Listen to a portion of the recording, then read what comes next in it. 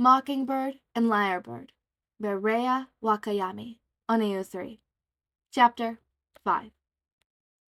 Neither Hitoshi nor Izuku are actually at the meeting between Izuku's mom and Hitoshi's foster dads. Inko didn't work that far from UA's campus, so the three had taken a lunch break to meet by nearby while Izuku and Hitoshi are at school. The two sweating anxiously because something could go horribly wrong if they aren't there to manage any disasters. Something obviously goes right for once, though, because when they both get home, they learn that not only did Inko like Hisashi and Shota, but she heartily approved the exercise plan that they created for the boys to ensure not only were they resting enough, but they weren't pushing themselves too hard with the diet plan that both Hisashi and Inko approved of, along with promises to share recipes between them. So a week later, Izuku finds himself following Hitoshi from school to his apartment complex, where Aizawa will be showing them how to use various exercise equipment and things like that can be done outside of the gym to help them train. You have your own full gym here? Izuku asks, incredulously, as he looked around wide-eyed after Shota had swiped them into the second-floor gym. Things take up nearly the whole second floor of the complex, with the rest spotting a spa-like area for those in need of some relaxation. This is a hero complex and is practically mandated and funded by various agencies. It just gives us a place to work out without having to deal with reporters and fans constantly stopping our workout to speak with us. Aizawa explains with a nod towards a few people already using the gym, a woman on a treadmill going at a good clip, and a man in the corner near some sparring mats in the middle of punching a punching bag. So, what are we starting with? Hitoshi asked, eyeing the equipment with a bit of apprehension glaze. You, Aizawa says with a bit of a smirk. We'll be starting on basic stretches and strength-building techniques. They both trade glances, with a bit of a concern by how the man looks gleeful at this prospect. I can't move my arms, Izuku murmurs 2 hours later after they finish cool-down stretches. Is that good or bad? He asks as he looks down at his trembling limbs. Is it too late to back out?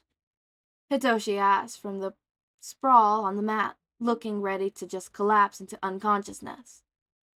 We've barely even started, and you're already talking about quitting, Aizawa says mildly. The man looks as fresh as he did when they started, and did more than they had. No, Hitoshi groans out and forces himself to sit up. That's what I thought, Aizawa says with a pointed look. We'll be doing this twice a week from now, along with your daily runs to build up your stamina. Your mother has a copy of your exercise schedule, and she will inform me if you slack or do more than is approved of. He adds with a look at Izuku, and Izuku nods. Why only 2 days? Izuku asks. Because you're just starting out with exercising. You feel this bad only after a few hours working on simple stuff. Imagine trying to do it more days a week, Aizawa says, and Izuku grimaces. We're starting you out slow to give your bodies time to adjust to the new change. As time passes, we'll increase the time you train and the amount of days. You'll still have rest days, of course, but for now, 2 is enough to start off with, Aizawa explains, patiently. That sounds reasonable, Izuku says, wiping his brow with his towel that he brought. Alright, time to go clean up our area and then go rest. Are you good with walking home, Midoriya? Aizawa asks Izuku. Yeah, I'll be fine, Izuku says with a grin, and he nods as they get up and start cleaning their area up. Izuku waves farewell and then leaves the apartment complex to go home. His body aches horribly by the time dinner rolls around.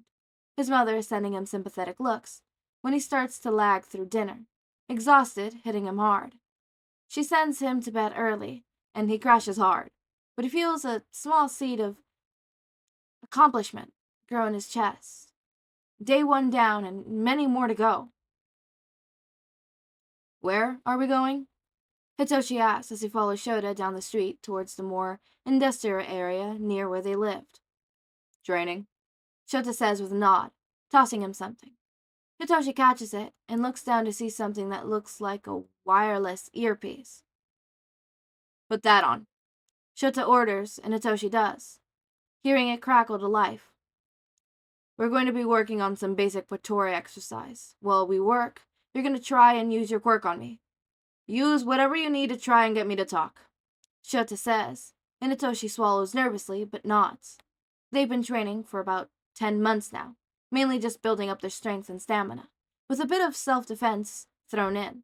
This is the first time they've done anything with his quirk. What about Izuku?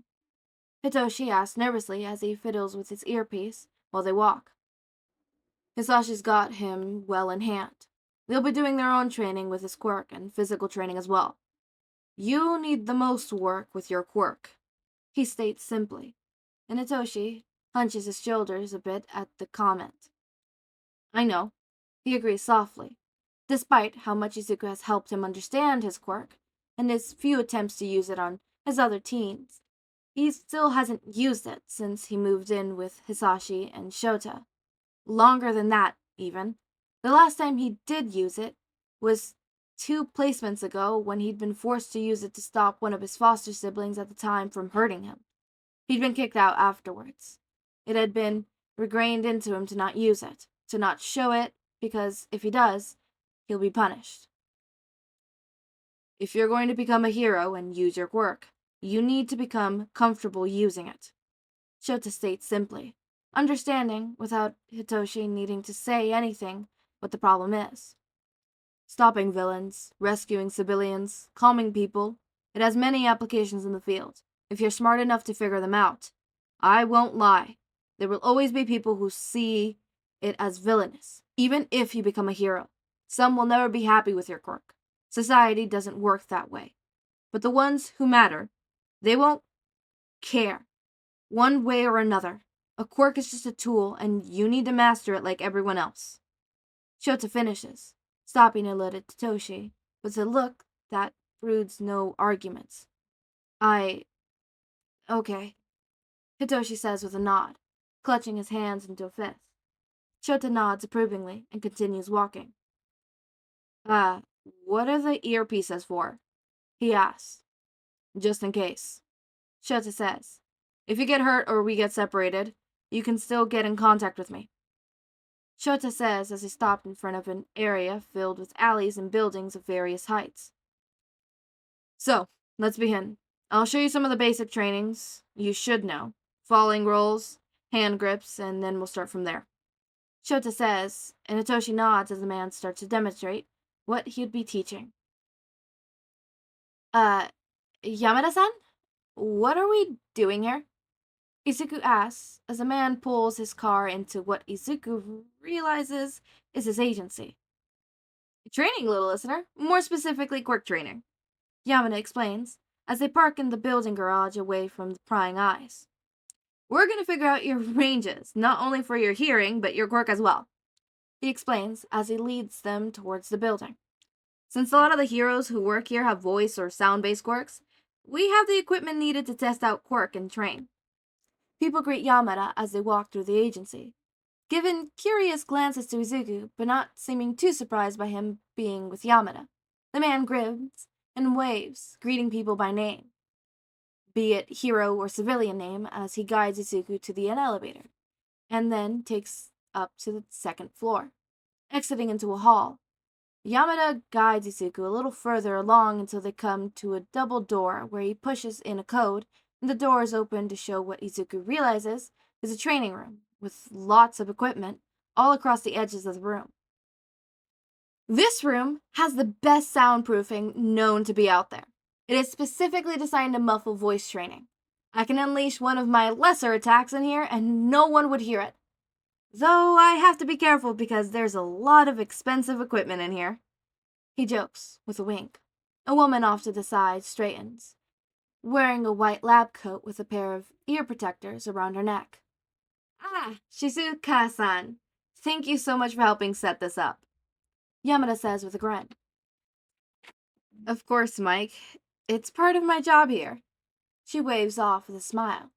Izuku can see a strange glow coming from her throat, though it's faint. Midoriya-kun, this is Yamato Shisaku.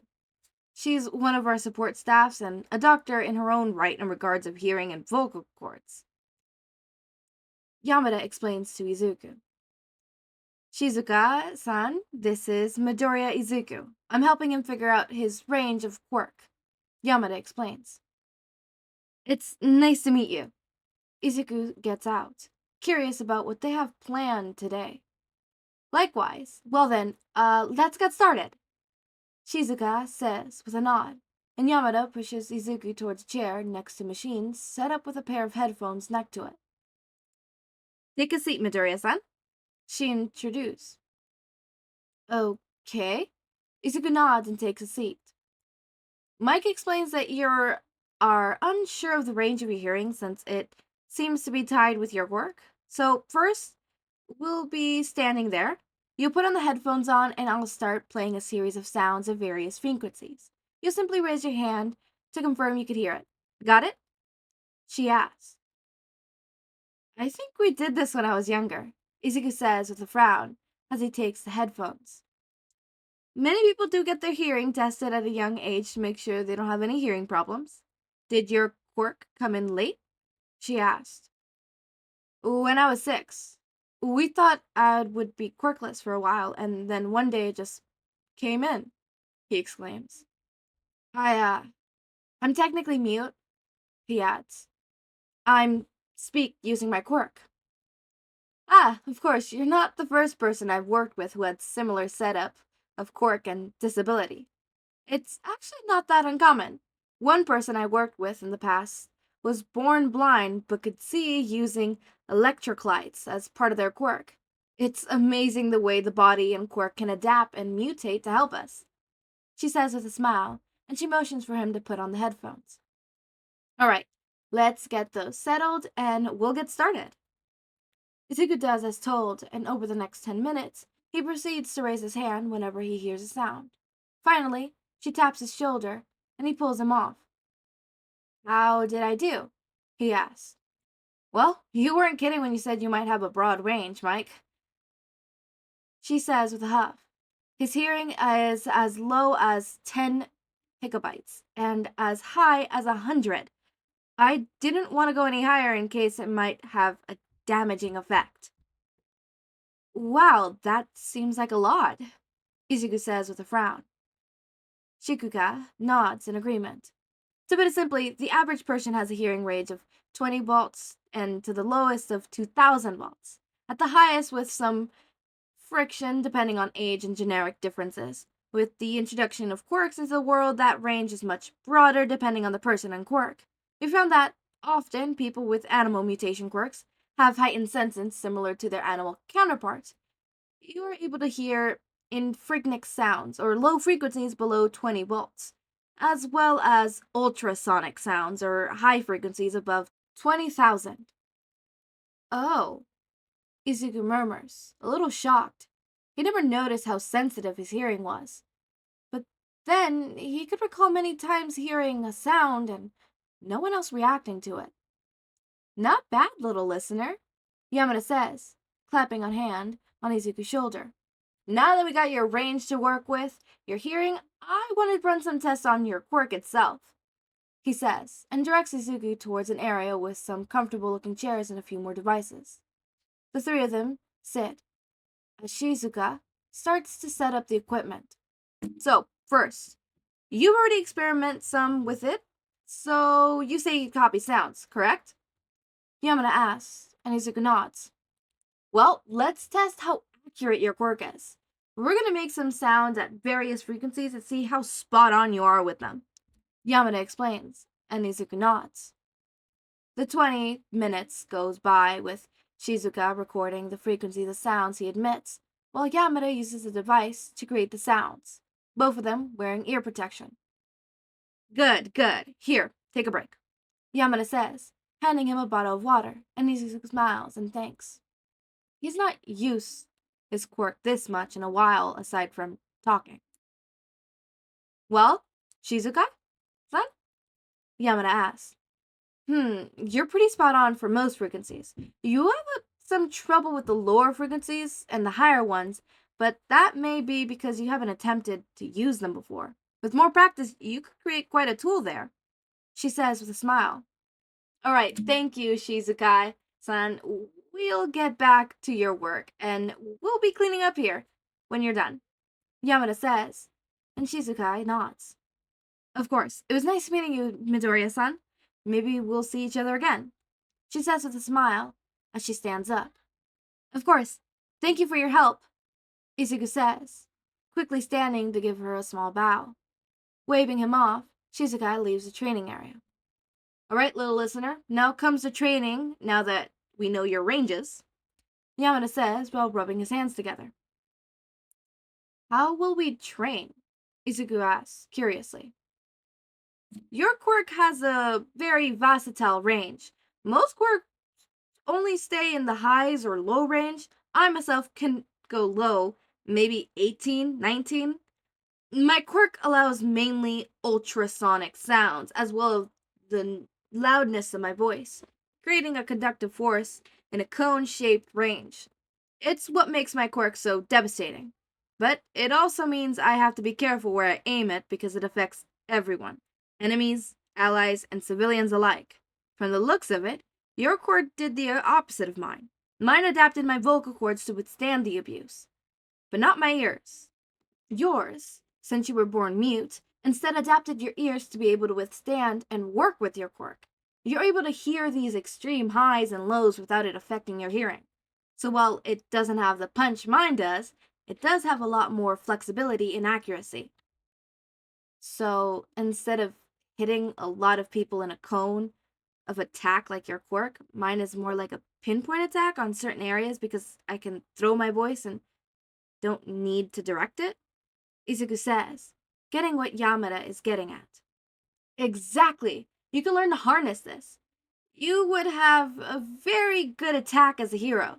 You need to be careful, of course, because you can hurt people with this kind of attack. Some sound frequencies can scout disorientation, physical effects on the body, can affect a person's nervous system, and could even kill someone if you hit someone with, said, a weak heart or some underlying condition that can make them susceptible to your attacks, Yamada explains. Oh, like Orca's sonic attack, Izuku says excitedly. His affects their nervous system, which makes them unable to move. Precisely, Yamada says with a finger gun at Izuku.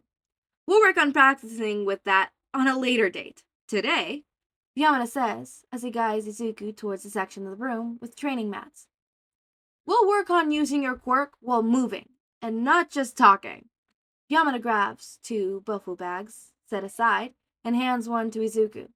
While I teach you how to use these, you're going to practice throwing your voice around without looking where you're throwing it, and without moving your mouth. I'll be asking random questions, and you'll answer them as we work. This means you need to be aware of your surroundings, and what's in them that you can use. Don't worry about that for now, but just keep in mind. Now, ready? Yamada asks, holding up his staff. I'm ready, Izuku says with a nod. Alright, we'll first start with the correct way to hold the staff and place your feet, Yamada instructs. By the time their first year of middle school ends, Izuku and Hitoshi have learned a lot. Though the 2 pros are adamant about not teaching them certain things unless they get into the heroics course at UA simply because their hero students are taught. Still, they celebrate making it through a year without any major events, aside from the usual bullying and being ignored by the rest of the school body. Hitoshi also celebrates his longest placement with Hisashi and Shota. It's a quite celebration, but it means a lot to him, who for the longest time was bouncing from home to home with far too regular a frequency. Their second year goes about the same, though some of the bullying increases, mainly from Bakugo and his cronies.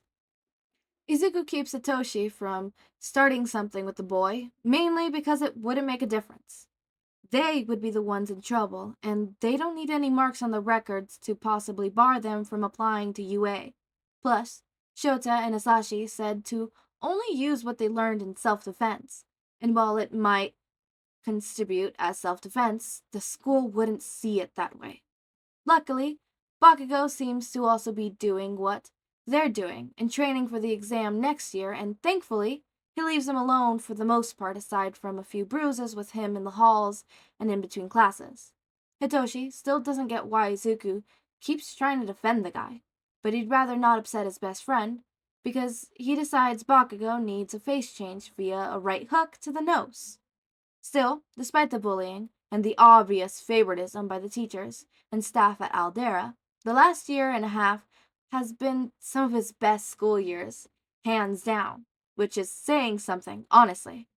Hitoshi glances over at Izuku, who's currently writing something down into one of his many notebooks at his computer desk. Their numbers have exploded since Hitoshi first visited Izuku's room. The boy, filling pages and pages with quirks and fights, analysis, ideas, and questions about anything and everything that comes his way. Hey, Izuku. Hitoshi calls from his own spot on Izuku's bed as he works on some homework. Izuku hums to show he's listening. Have you thought about hero names? Hitoshi asks, and watches as Izuku jerks up with wide eyes. Oh my god, so much! Izuku whisper yells. They're keeping their voices down because his mother's on the phone with a client right now about a case. Have you? He asks excitedly. Hitoshi shrugs. Some. Not sure what I want exactly, he admits. What have you come up with? He asks Izuku. Izuku turns his chair to face Hitoshi. Well, I kind of wanted to go with Mockingbird, Izuku admits with a sheepish grin. They're known for being able to copy a wide range of sounds, which gives away my quirk and doesn't, because everyone hears that I can copy quirks and they just don't think anything past that. Oh, I like that, Hitoshi says with a grin. I'm not sure what I want mine to convey. I don't want to be too obvious. Because my quirk works best if they don't know how it works, Hitoshi says with a shrug, rubbing the back of his neck. So misdirection, Izuku hums in thought. Have you thought about support gear? Like ways to help you with your quirk? Izuku says, and Hitoshi shakes his head. Well, I had a few ideas, Izuku says, grabbing the notebook labeled with Hitoshi's name and comes to sit next to him. Your quirk only helps if they don't know what it is. But what about if they do? Izuku says, and opens to a page near the middle.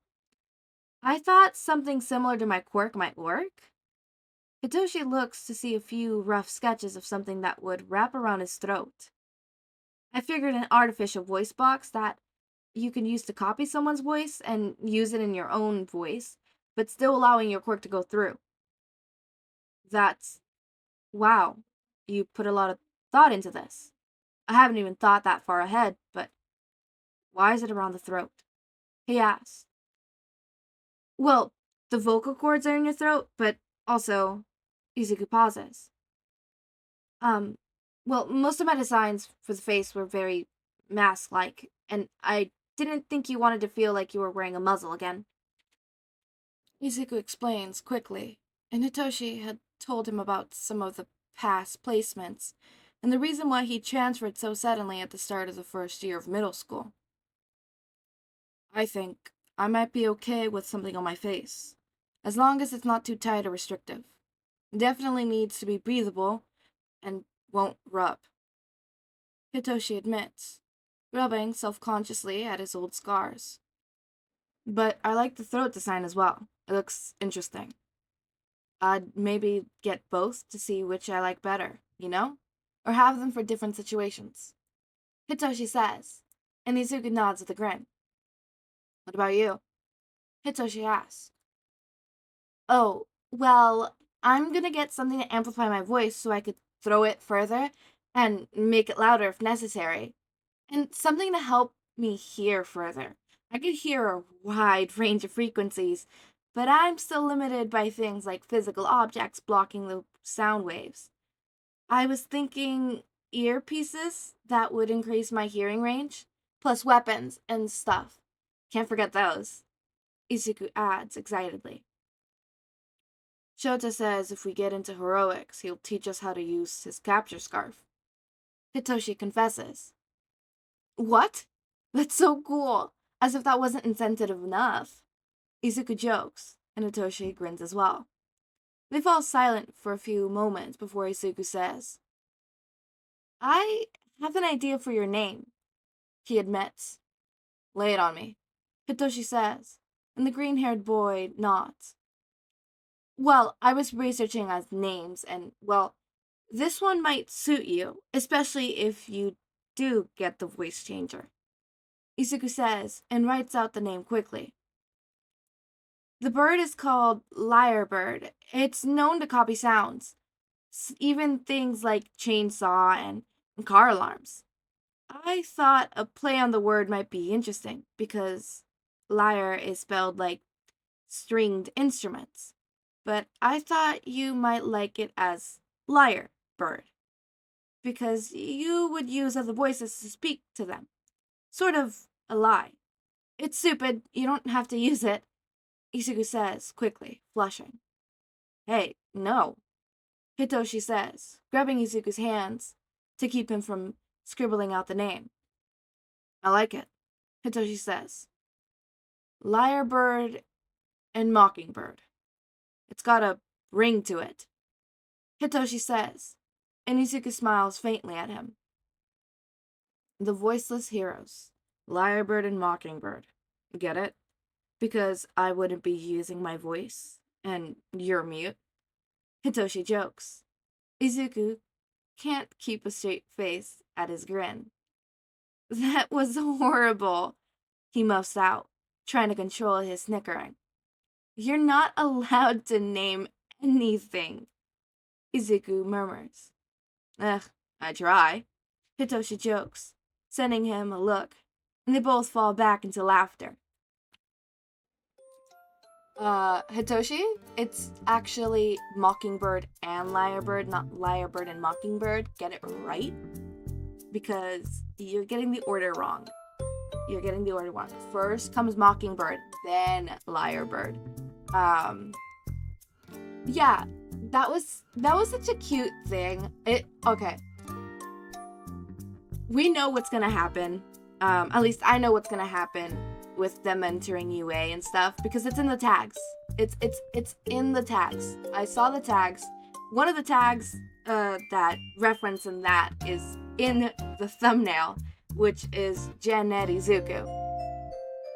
The other tag was Gen-Ed Shinso, but I just didn't put that one because Shinso's normally Gen-Ed, so I don't, put it in there. But yeah, they both don't get into the hero course. So I'm very interested to see if they get transferred or what happens, because I want to see them succeed so badly. I do. I really do. So we know what happens in that end. So they're probably not going to start training with a scarf for a while. But I find it so interesting on the names. First of all, I love that that's going to be their hero names.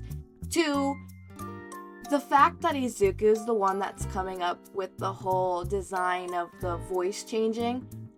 Maybe it didn't start out in the a mask as a throat thing. I love that too. I love how Izuku's very considerate of Hitoshi. That's super considerate, and I love that. I don't know why I love that. I just do, and I can't wait to see more of this. Great thing about this series is y'all don't have to wait for the next chapter that much, and I don't have to wait either. I really don't. It's literally every single day we're reading it. And by the way, I've never read this fanfic before. This is my first time. I'm reading it with you guys, and it's quite interesting. It is. I'm really happy to give you guys this special for hitting 1,000 subscribers. And I'm sure you guys enjoy being able to sit, have a series, read one chapter, or not read, but listen to one chapter one day, and then the next day come back at the same time for the next chapter. I know yesterday's chapter was late. See, I thought I uploaded it to YouTube. Turns out I didn't. It was privated. I don't know. Some issues there, but that's fine. This one's gonna be on time. Hopefully. That same mistake doesn't happen twice. Hopefully I learned my mistakes.